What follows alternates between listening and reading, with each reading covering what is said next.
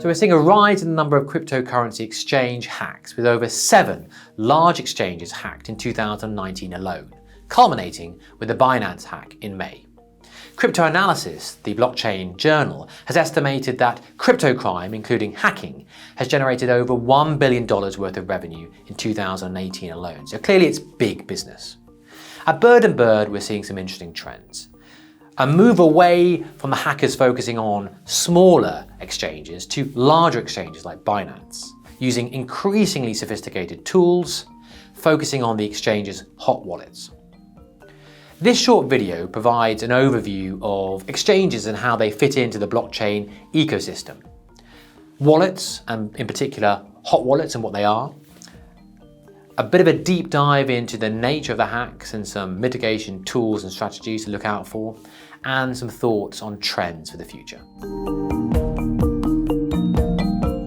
An exchange is a website or service, a single place where you can buy or sell cryptocurrency at a given market rate from your bank account. Now, the cryptocurrency exchange doesn't buy the crypto itself, it provides a mechanism for people to buy or sell it themselves.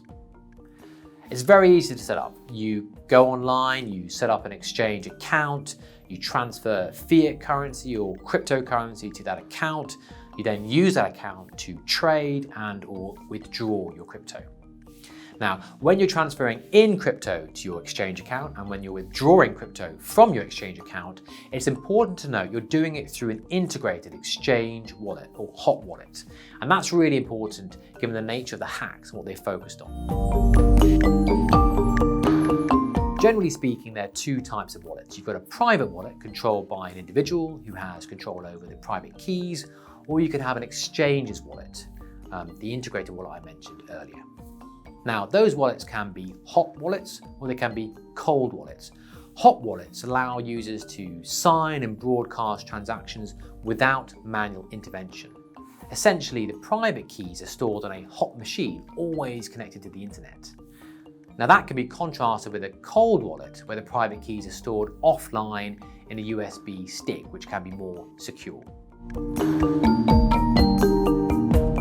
So exchange wallets have integrated hot wallets, which make it easier for the exchange to send cryptocurrency back to the users. Now, there's some pros and cons with that process. It can be very simple. You don't need to install or operate your own private wallet and remember your own private keys. You just log in and then you can access your account to see what crypto you have with that particular exchange. And if you forget your account password, there's a very simple auto recovery process to go through. The cons are that the exchanges are operating like quasi-banks. The exchange wallet is controlled by the exchange holds the private keys and they have custody over the crypto. And so whilst you can access your crypto through your account, you have no control over the wallet or the private keys. And unlike a bank, an exchange is not regulated, at least within the EU. If that hot wallet gets hacked and drained of funds, then any users that have crypto associated with that wallet are in trouble. Now, as I mentioned, the crypto exchange hacks have focused on the hot wallets the exchanges operate. But there is a trade-off between convenience on the one hand and security on the other hand, because online machines are obviously easier to hack. However, there are some mitigation tools and strategies to consider. Number 1, consider an internal insurance fund, like the secure asset fund for users that Binance uses. So basically they're taking whatever crypto they hold in their hot wallet and allocating an equivalent amount offline in a cold wallet to compensate users if that hot wallet gets hacked. Think about third-party insurance cover to cover you, like Coinbase does. Make sure the amount of crypto you include in your hot wallet is a very small amount.